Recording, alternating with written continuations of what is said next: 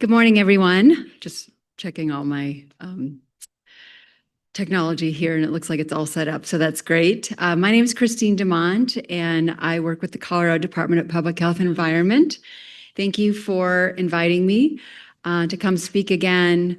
Last year, I'm not sure if you remember, this meeting was on Halloween, and I was Princess Fiona from Shrek. So I might look a little different today. But I'm going to give you some updates on the overdose trends in Colorado. And first want to acknowledge that obviously this is a very sensitive topic, and I'm sure we all know someone who has died from an overdose. And so if you need to take the time for yourself, please do so.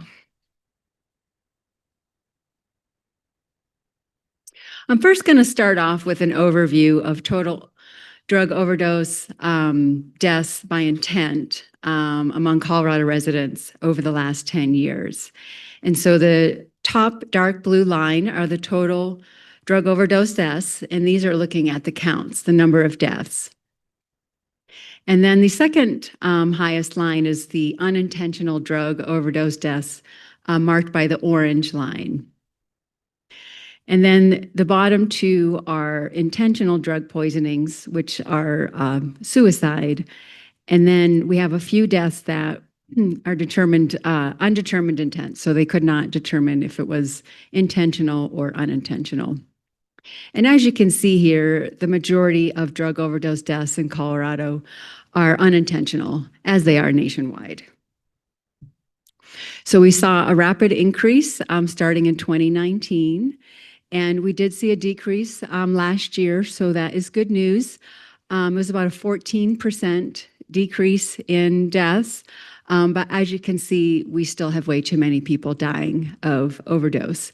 So we are still not at the level we were 10 years ago. So we still have a lot of work cut out for us. This slide looks at total drug overdose deaths by specific categories of drug types. And so we still have the total drug overdoses in the dark blue line. And then the orange line represents any opioid analgesic, which also includes fentanyl, but does not include heroin. And then the gray line are specified drugs that are not an opioid analgesic. And then the last one are unspecified drugs, so they couldn't indicate which specific drug it was. So you can see here a rapid increase in opioid analgesic overdose deaths. And then we had a drop in 2024, which is good. And the gray line, which I'll be highlighting a little bit soon here, is we actually saw an increase last year.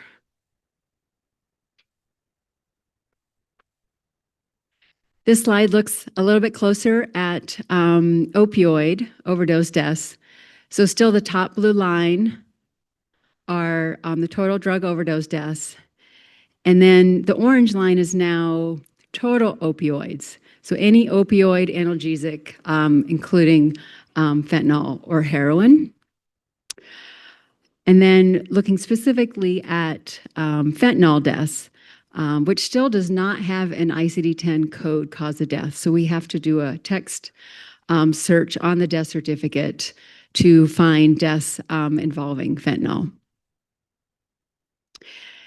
And then the prescription opioid analgesic that excludes fentanyl is that yellow line, kind of remaining kind of steady over the last 10 years. So again, we saw a nice decrease, but still way too many deaths for 2024.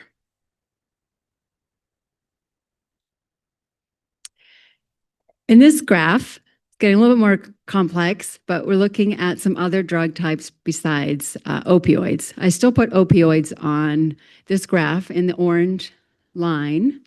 So rapid increase starting in 2019 with a slight decrease last year. The gray line are the fentanyl deaths. Heroin deaths is the dark blue line, and we're seeing that continually decrease, so that's good. But what I really want to point out here are the stimulants. So the red line are methamphetamine overdose deaths, and that's been increasing. And we had more overdose deaths involving methamphetamine last year than opioids. Cocaine has also increased since 2019 and just had a slight decrease last year. And I was asked specifically for this meeting to do a deeper dive on stimulant deaths, and I'll point that out coming up here. But we still can't ignore overdose deaths involving opioids because we still have a high number of those. So this looks at any opioid analgesic in the dark blue line, and then the orange and the gray lines are with mention of fentanyl in the orange and without fentanyl. So a lot of our deaths still involve fentanyl. And then this takes a closer look at methamphetamine, so one of the stimulants that we're paying close attention to. And so the dark blue line represents total overdose deaths involving methamphetamine. And then we looked at how many of those also included fentanyl, which is an opioid, and those that did not. So there's been some variation over time. And so as you can see, about half of them, a little bit more than half, also have fentanyl. So we see some polysubstance use going on here. And then the other stimulant we're monitoring closely are overdose deaths involving cocaine. So we had 261 deaths, just a slight decrease, but again, nothing near the levels that we saw 10 years ago. So still a lot of work to do, and that's why I appreciate all the work that you're doing to help with this important cause. And then the orange and gray lines separates how many of those deaths involving cocaine also had co-involvement of fentanyl, with or without.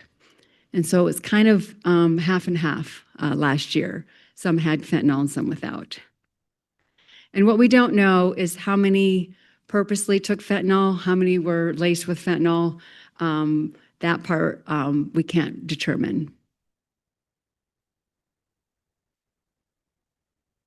So in August, the CDC published a report on drug overdose involving stimulants, because it's not just an issue, a problem in Colorado, it's also nationwide. And so I created this new graph to look at the rates. We're now looking at age-adjusted rates of overdose deaths involving methamphetamines and cocaine. And their work looked at opioids. So the previous slides was looking specifically at fentanyl, but this is just looking at the overarching opioid. And so the most notable increase in overdose deaths involving stimulants among Colorado residents involved methamphetamine with a co-involvement of opioids. That's that dark blue line.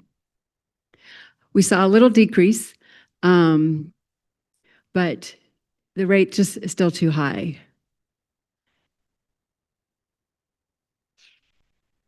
And to take a deeper look at these stimulant deaths, I pulled our data from our state unintentional drug overdose reporting system.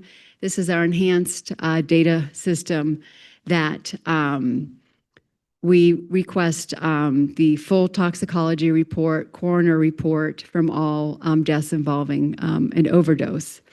And so it's developed and funded by the CDC. It's administered in 49 states and the District of Columbia. Colorado's funding started in 2019, so we now have 5 years of data. And these graphs are also similar to what the CDC published in their MMWR report. And so this is looking at the percent specifically of unintentional and undetermined drug overdose deaths by specific drug involvement. And so 61%, basically 2/3 of our overdose deaths involved a stimulant. And almost half, 47%, involved amphetamines, which is an overarching substance which includes methamphetamines as well as some prescription amphetamines. And then when I look specifically at the substance methamphetamine, we're at 45%. So most of our overdose deaths involving an amphetamine were methamphetamine. And then about 1/5, about 20%, involved cocaine. I also looked at prescription stimulants. That's like your Adderall, less than 1%. And then there's the synthetic cathinones, bath salts, and we didn't have any deaths involving that. So this is looking at the same data, but in terms of the counts, so the number of deaths using those same categories. And then among those, which percent also had co-involvement of an opioid. And so we had almost 5,000 deaths over this 5-year period that had stimulants, and 63%, so 2/3, also had co-involvement.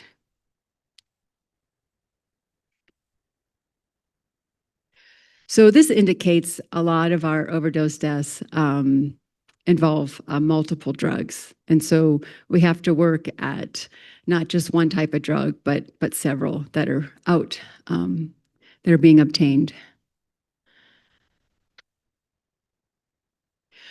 Another thing that we're monitoring closely is the increase in the number of persons experiencing homelessness who are dying of a drug overdose. And I recently added this to our data dashboards. If you go to our overdose deaths, there's now an indicator. We added it to our death certificate in 2015.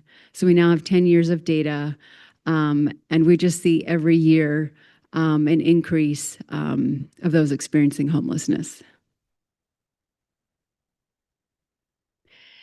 Here are some other indicators that we collect through our state unintentional overdose reporting system. I have not had a chance to update these specific graphs.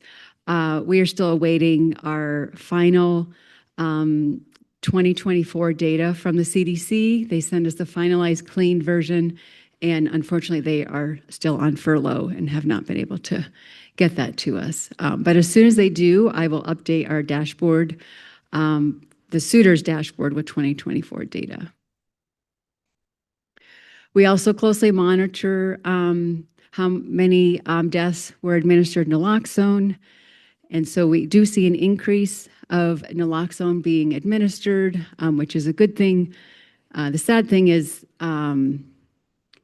these people still died from an overdose. And so we don't know if it was a late administration of the naloxone, or because of the polysubstance, they had a lethal dose of methamphetamine, which we know cannot reverse an overdose. And then we also monitor a lot of circumstances around our overdose deaths, how many had a substance misuse problem. Here you can see about 88% of those who died from unintentional and undetermined overdose had a substance misuse problem other than alcohol. So again, thank you all for your efforts to help with this. And then about 1/3 had a problem with alcohol. We also ask, well, we don't personally ask, we look for the information on the coroner reports about how many had a mental health condition, how many had other issues that may have been related to their death. Were they recently let go from their job? Did they have a family relationship problem? Was there partner problem? And so forth. The other thing I want to mention on the suitors dashboard, and I think it was this group, we also track recent release from prison, and I saw that's one of the partners we're working with. And so I did split that out on our dashboard. So you can see the number percent of those who died from an overdose that were recently released from jail or prison, a psychiatric hospital, or other institution. So I didn't have that until someone mentioned it at this meeting. So thank you. Here's another request that I received and decided to present this today, is looking at the geographic landscape of who's dying from an overdose and how it differs by geography. So in 2022, there was a passage of two bills that came up with these new designations. It was a division of housing. And so they first put it together to help people attain affordable housing. And so there's designated counties as urban, rural, and then rural resort. Because as you know, if you're in a rural resort, the cost of housing's got to be much higher than if you're in a rural county such as Baca, maybe. I haven't tried to buy a house there, but I'm just guessing. So there's these new designations, and several state agencies have got on board to adopt these new designations as well as CDPHE. And so this first slide looks at the number of overdose deaths, specifically unintentional and undetermined, by those urban, rural resort, and rural communities. And when we're just looking at counts, yes, you'll see urban, where most of our population lives, has majority of the deaths. But it is interesting to note that all three geographies saw an increase over time, and then all three also saw a slight decrease in 2024. So that's really good news. And what I also wanted to mention is these data are not on our website anywhere, so I'm happy to provide it. I know they're sending the slides out later. But we're looking at occurrences because, as you know, a lot of people, specifically rural resort, they go up there just to work for maybe the ski season so they can ski for free, or students. And so we are looking at the number of deaths that occurred in these counties. This next slide looks at rates, which is probably a better way to look at how the death rates are affected in these three geographies rather than counts alone. And so all three geographies experienced an increase in unintentional and undetermined deaths. And then all three saw a slight decrease in 2024. And that orange line, the rural resort counties do have the lowest rates of unintentional and undetermined deaths. We also took a closer look at specifically when they had an overdose death, what was the substance listed as the cause of death. And we saw some differences observed here. And so as you can see, opioid listed as the cause of death was actually highest in the urban counties. And then as well, the combined fentanyl, metabolites, and its analogs as a cause of death was also highest in urban areas. And then we see methamphetamine was actually highest in our rural counties, 50%. And then when you look at cocaine, it's highest in the urban areas. Heroin was highest in rural areas. So it's just interesting looking at access, right? And where do we need to work with the DEA to help with these drug seizures to reduce access, and also our prevention efforts. And then also collected at the scene is how the drug was administered. So evidence of how they took the drug. So evidence of smoking, snorting, sniffing was highest in urban areas, where injection was actually highest in rural resort counties.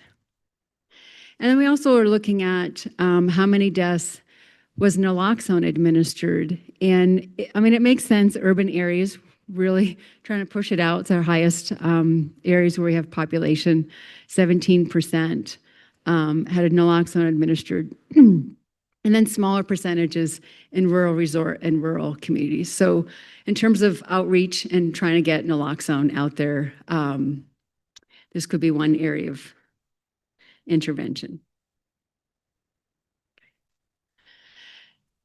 And then Kylie Yoakum, who is here with us today in the back.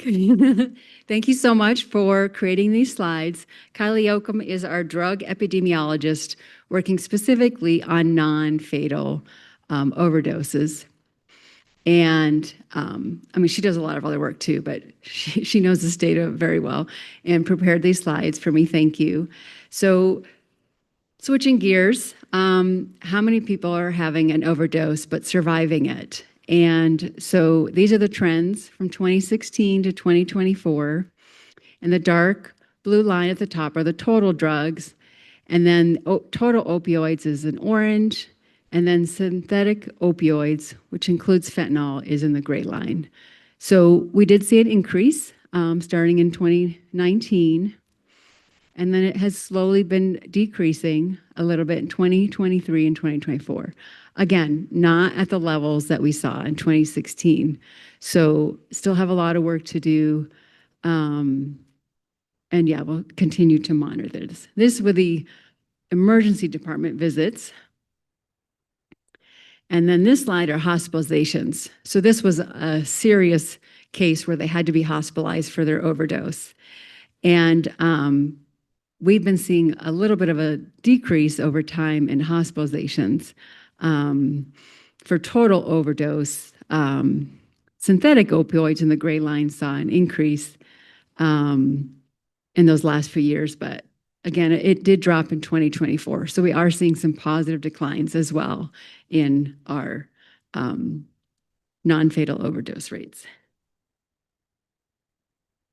Oh, yay.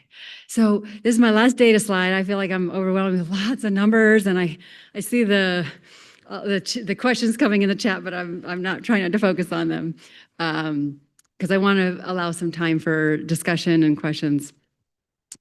There are emerging substances that we are also monitoring, and we are requested these specific substances a lot, so I decided to share this with the group today. I am not a toxicologist, so when I try to pronounce these, it will become evident, but I'll try my best. So xylazine, we saw an increase from 2022, 2023, 2024, but so far 0 deaths in 2025. And I put this asterisk because there's about a 3 to 4 month lag in the time it takes to process a death certificate. So we don't get the immediate results of someone who died from an overdose. It has to go through a lot of processes, including going to the CDC to validate the cause of death coding. So this is probably counts up through maybe August, July, August.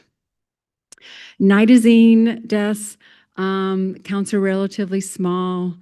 Carfentanil has been trickling upward. We have had 6 deaths so far in 2025. Bromazolam had quite a few in 2023 and 2024, not as many yet in 2025. Medetomidine, less than 3 each year, but still half a year left to go for 2025. Ketamine has been a little bit on the increase. And then lidocaine, we've had a few requests for that, very few deaths in Colorado. And one thing I want to share is that these are not substances alone. They're not mutually exclusive. So they could have had methamphetamine, they could have had opioids in their system, but we're specifically looking at these like adulterants per se. In my last few slides, I want to point to our dashboards that include drug overdose data. We now have 6 dashboards. The top 3 look specifically at drug overdose deaths. And then depending on the year you need, and if you need race and Hispanic origin, you can click on one of those 3 dashboards. The bottom left is our SUDORS, the State Unintentional Drug Overdose Reporting System. It is complete until 2023. I'm hoping to get that updated as soon as we can. And then Kylie Yoakum manages our non-fatal drug overdose dashboard that includes emergency department and hospitalization data. And then this newly released, which I believe is also now being administered by Kylie, is the near real-time non-fatal overdose ED visits, also known as syndromic surveillance. The CDC also has a suitors dashboard that you can query at the national level, as well as look at specifically each state, including Colorado. And that's my last slide. I'm happy to take questions, comments. I'm going to take a few online questions first, and then we'll do in the room. Perfect.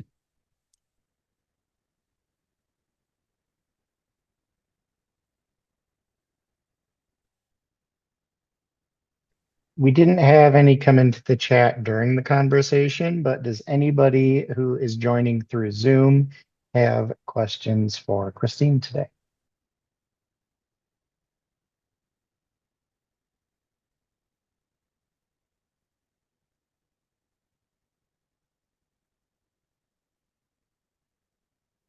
All right, we will move to in the room then. Does anyone have any questions back here?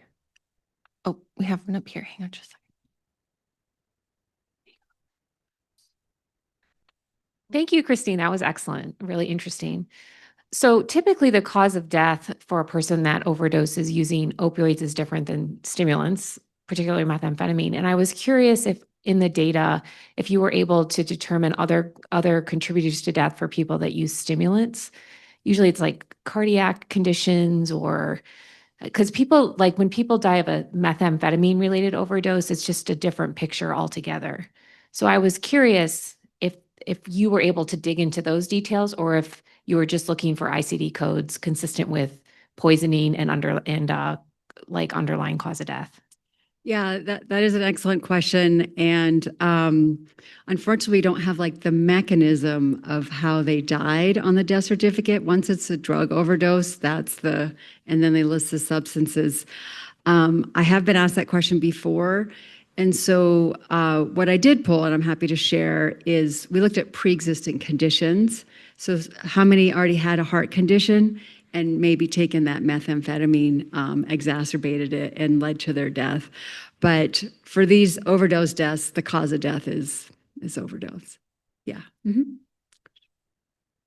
Hi, Christine. First of all, thank you so much to you and your team for putting this data together. It's nice to see the evolution of language being utilized from the old term abuse to now misuse. So thank you so much for that. I deeply appreciate that. My question for you is there a comparison for the amount of 911 calls for overdose deaths and compared to folks who suffered an overdose but did not suffer a death? That is an excellent question. We don't have a tracking of 911 calls. We do have some data that if EMS was responded to the scene, and our suitors, I have my team here, I'm looking right at Candace in that bright pink sweater. So we do see how many EMS responded to the scene, which therefore would indicate there was a 911 call. And so I'm happy if you want to email me, I can pull that, because that would be an interesting thing to look at. Yeah, sure. I think we have some Zoom questions next, so we'll turn it over to our online folks.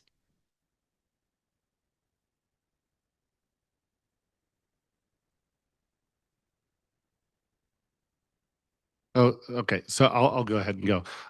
So I was curious on the unintentional overdose treatment there data. There's a big gap between the overall numbers and identified, opioids or fentanyl. Is there just a lack of identified drugs for that treatment of non-fatal overdose, or why do we see such a gap between the raw numbers there and the ones attributed to opioids? For the non-fatal? Correct. Yeah, for the non-fatal. Kylie, I'm putting you on the spot there. Discrepancy between the. Oh, certainly. So that includes a ton of drugs that are sort of like not of the misuse potential that we see and are interested in as a group. But it also includes non-opioids such as benzodiazepines. We see quite a bit in our hospital and ED data set. Does that help? Yep. Not, oh, the question was that they almost always identify a specific drug, and pretty similar to the fatal overdose data, our other and unspecified is low and consistent. So yeah, pretty complete. Thank you, Kylie. It is 10 o'clock. I don't know if we have time for another question or we should bring Lauren up or. We have one more Zoom question. Go for it. Would the person on Zoom like to unmute and ask directly?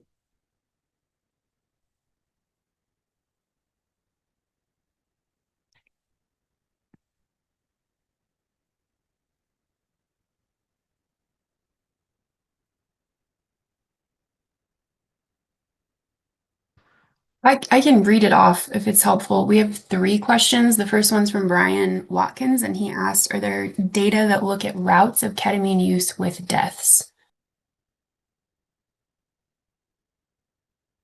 So it was a question about how among those ketamine deaths, what was the route of drug administration? Yes, I could pull that. If you send me an email, I could look that up. Thank you. And then do we have time for 2 more? Yes. Yes. Okay. Okay. One Chance to Grow had asked if when you say smoking, does that also include vaping?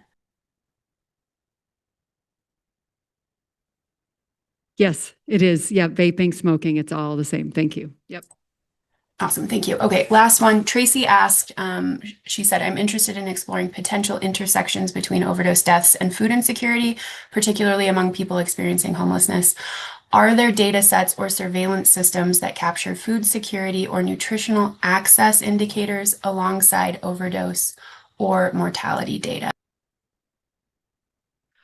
That's an excellent question, and I wish we had the data. We have survey data of those who are living and take the survey, but we don't have a way of linking that because those survey data are anonymous that track food insecurity. So I wish we had the answer to that, but we do not at this time. Thank you very much. Thank you, everyone. Lauren can come up.